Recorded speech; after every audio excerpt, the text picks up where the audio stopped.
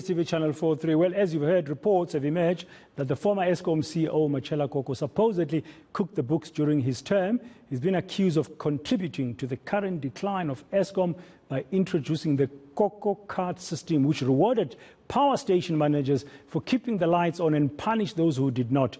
This encouraged managers not to report breakdowns and also to refrain from doing scheduled maintenance. But Koko has repeatedly stated that he improved Eskom during his time there. He's joining us now live here on eNCA this hour. Mr. Koko, good afternoon. Yesterday we heard from the Public Enterprises Minister, Pravin Gordhan, as well as from the CEO, Mr. Andre de Ruyter, both putting really the blame on you and your team at the time you were CEO and saying you pushed the system very hard and encouraged a behavior that allowed power station manager not to report challenges they were facing at their stations and not to do regular maintenance. How do you respond to that?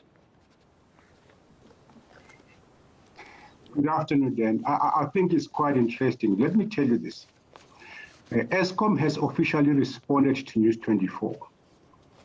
And the Eskom official response was that Mr. Koko did not cook the books and Mr. Koko's team complied to the Eskom regulations.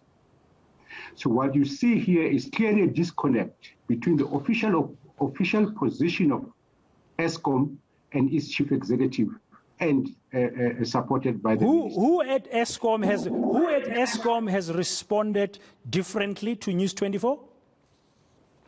Well, News 24 quotes Eskom official response.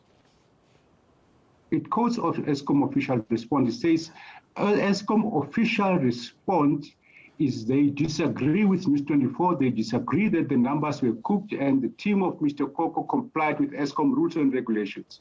It's clear, it's in black and white, it's in News 24 articles that you have read. So there is a disconnect between Mr. de Ruyter and his technical team. And I know why there is a disconnect. Okay, before we go there, before we talk about why you think there's a disconnect, can I just ask you this question?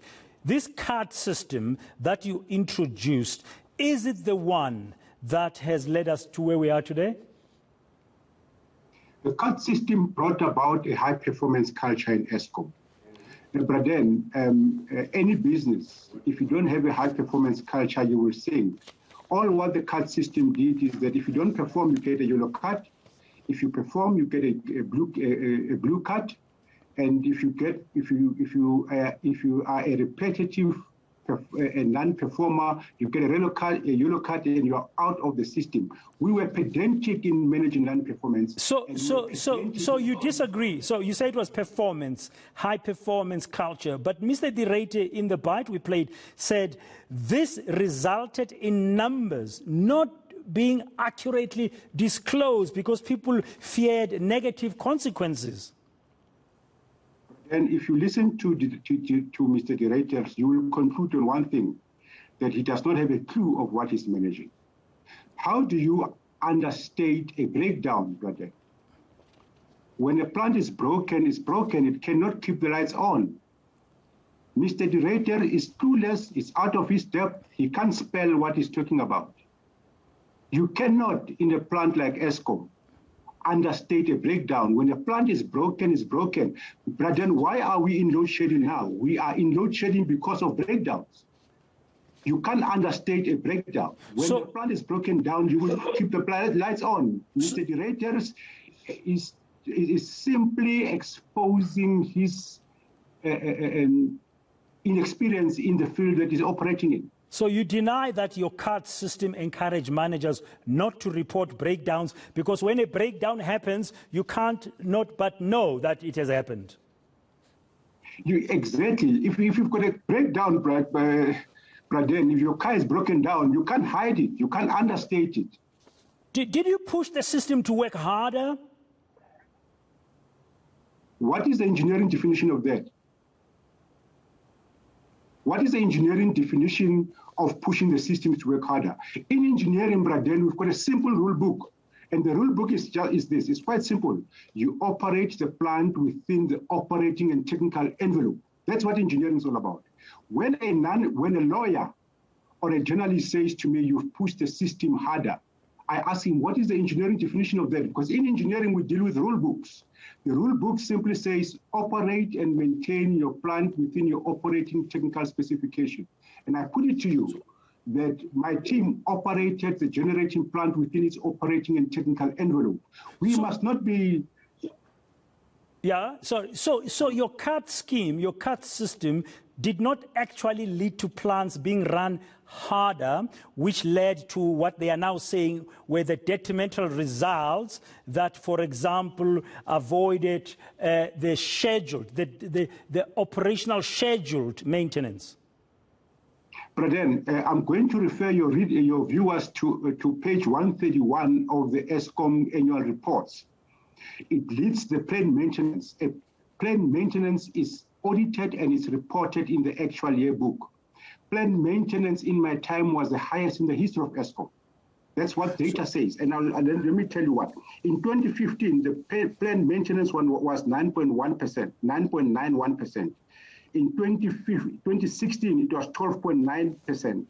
In 2017, it was 12%. In 2018, it was 10%. So where is the evidence that maintenance under my time was not done? Because the annual results of Eskom shows that actually in my time, under my leadership, we've done the most maintenance, and this is acknowledged by NERSA in page 53 of their of their MYPD4 determination, page 33. They say so, that we did more maintenance. So which evidence are you guys referring to? Well, we are referring to the statements that are being made now in light of this new load shedding and blackouts that were power cuts that we are facing.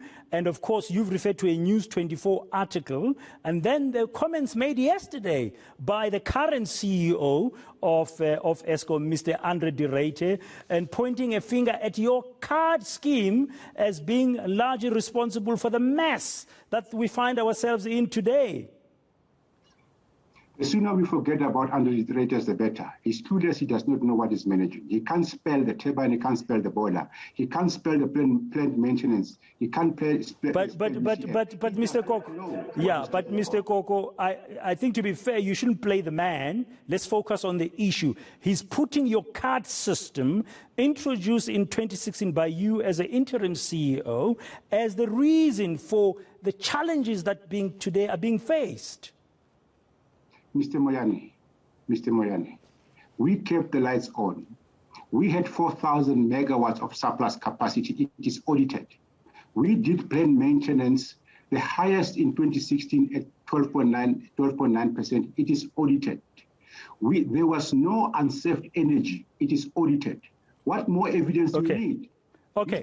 Mr. de Ruyter is not dealing with the evidence. The evidence of Mr. de Ruyter might deal with is that if he thinks that the energy availability factor was cooked, then he must restate in his annual results the right numbers. Why is Mr. de Ruyter not restating it? Okay, my final question to you at the time that we have now, Mr. Koko, before I let you go, and I'm referring here to a sentence in one of the stories that were done by News 24, which you've referred to, and I just want an answer from you. The report by News 24 reads, senior Eskom officials have told News 24 that there is no rational explanation for breakdowns occurring regularly before Koko's tenure, then being suspended, obviously, meaning during your tenure, but resuming when he left. What's your response to that? Why should there be a difference before your time in terms of the same entity, the same utility, same power stations? Before you get there, there's breakdowns. When you are there, nothing. When you go, the mess begins. Why? I can't talk about after I left Eskom. I can only talk about when we were at Eskom. We did the maintenance. We did the right type of maintenance, and almost was not good enough. We blamed nobody. We did not blame our predecessors. We took it on the chin. We did not pass the buck. We focused. But then it is costing Eskom, stage 4 load shedding is costing Eskom 8 billion rands. When you are faced with an 8 billion rands loss to the economy, you don't blame anybody. And that is what happened in my time. My team that is still there at Eskom took it on the chin. They put they punch above their weight. We did not blame Brian Dames. We worked. We did not blame Siliso Matuna. We worked. We did not blame the previous Eskom executives. We worked. That's why there's a difference. Thank you very much, Mr. Matshela Koko, for your time and to respond to what has been said about what happened while you were in charge there at Eskom. That's Matshela Koko, former CEO of Eskom. Well,